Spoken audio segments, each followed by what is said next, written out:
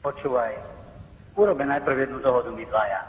Môžeme, ale teraz som mal s Vavrikom nepríjemný rozhovor, takže začína to byť ako veľmi zlé.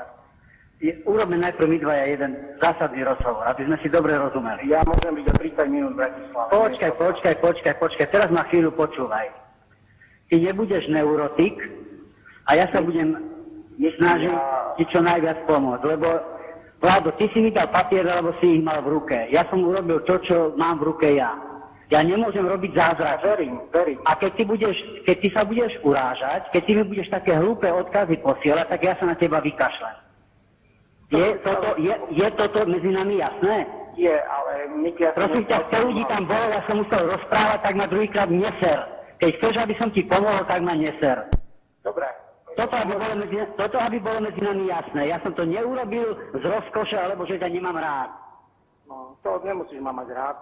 No, a tak už prosím ťa, druhýkrát si také hlúposti odpust, lebo už ťa nezavolám. Dobre, no, takže, možno som spravil chybu, ospravedlňujem sa ti, ale pochopil. Prestaň byť citlivkou, lebo celý svet sa nekrúti, ani okolo mňa, ani okolo teba. Ja sa ti úprimne snažím pomôcť.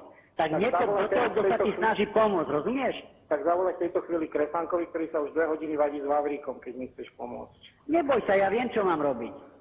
Ja viem, čo mám robiť a ubezpečujem ťa, že to, čo môžem, tak aj urobím. Sú úplne zbytočné takéto veci. To, čo som zažil ja včera, to bol pokus o korupciu, totiž to z tej strany. A ten človek je aj na tvojej kandidátke, ktorej si ty lídrom.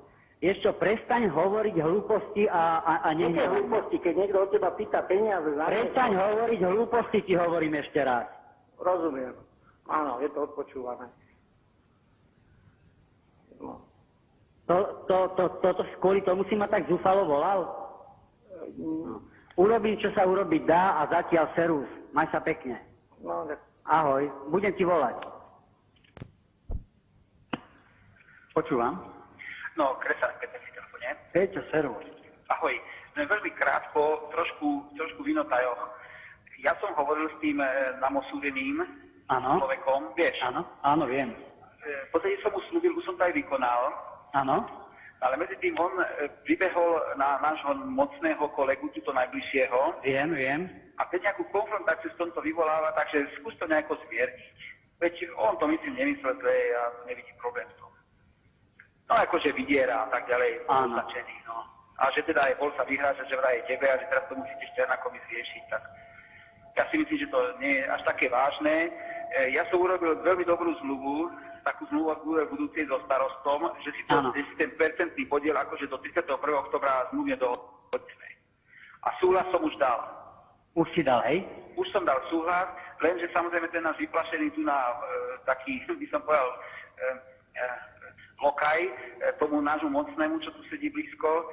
Najprv ešte ide odniesť na pozretie a zrejme, no v podstate pozri sa zjednodušenie, on sa rozčuloval, že niekto tu má nejaké podmienky a nejak sa nezatkačil. No. Áno, rozumiem. Nič viac, nič menej, no. Dobre. Takže... Čiže ty si súhlas dal a môžem to povedať, hej? No, vieš čo, zatiaľ sa to zober ty ako vedomosť svoju, lebo ešte neviem, koľko bude tuto náš hromotluk ešte okolo toho chceť.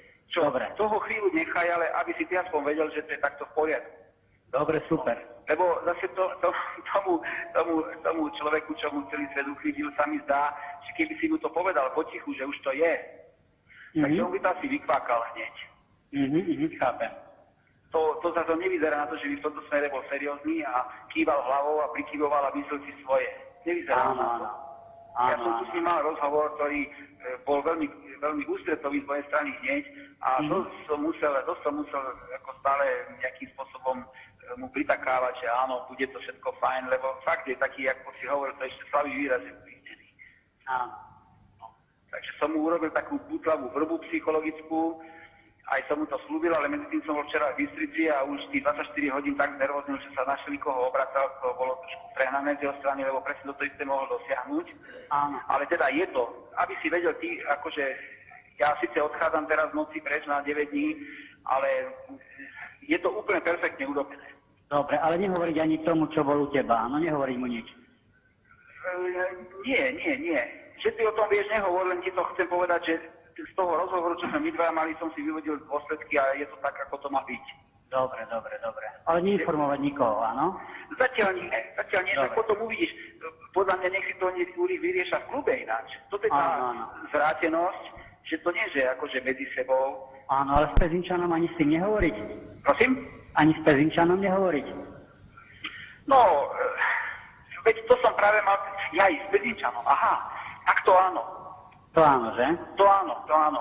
Trošku to áno, upokojím, hej? lebo ten myslím si, že áno, samozrejme, áno. S tým áno, ale tiež mu povedz teda, že veľmi to zaklínam, aby proste bol, aby proste to teraz momentálne ako netriumfoval, že však už to je. Dobre. Ale aby on bol kľudný, že teda, že ja som urobil maximum a teda akože nič. Dobre? Čiže tomu môžem povedať. Áno, Pezinčanovi určite. Dobre, teraz som si Pezinčanovi určite, ja som len myslel tomu uklidenému, nie? Nie. Dobre, Peťo. Tak príjemnú dovolenku. Ten musí myslieť doma, no. Ten musí to musí v domácom klube nejako... Jasné. Ináč, oni tu všetci vždy machujú predo mňou. Ja tu potom niečo akože urobím kvázi a oni sa nakoniec potlapkajú. To už ja poznám. To je rituál, ktorý tu už 4 roky trvá. Dobre, Peťko. Nie je také dramatické, no len aby náhodou proste to tí moji kolegovia až tak nezneužívali a potom sa nevyhovárali na mňa, to by zase nebolo už korektné. Ja som odišiel, ale zabezpečil som to úplne 100%. Dobre, super. Tak si Dobre, ďakujem ti. Oddychne, ďakujem. Dobre tebe, vidíš ešte. Ahoj. No, len jednu vetu ti chcem povedať, že by to malo byť v poriadku. Dobre, no nemám žiadnu informáciu zatiaľ, ako to prebieha. Tak odporúčam ti, aby si v pokoji, ale v pokoji čakal a v pokoji to potom aj zobral na vedomie. Ale takú mám informáciu 5 minút starú. Z úst, ktoré boli oprávnené. Dobre. Čau. No a počkaj, jednu vetu, ak môžem. To je menej hlúpo ako po obede. A Miki, nie je Pán Boh, ktorý posudzuje každého. No, tak hovor.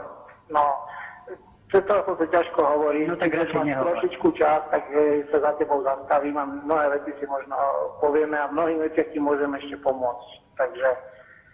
No, hlavne tak, jak si po obede. A to bolo do obeda. Si do obeda, no. Dobre, povedal som ti, už musím utekať. Dobre, ďakujem ti ešte raz. Ahoj.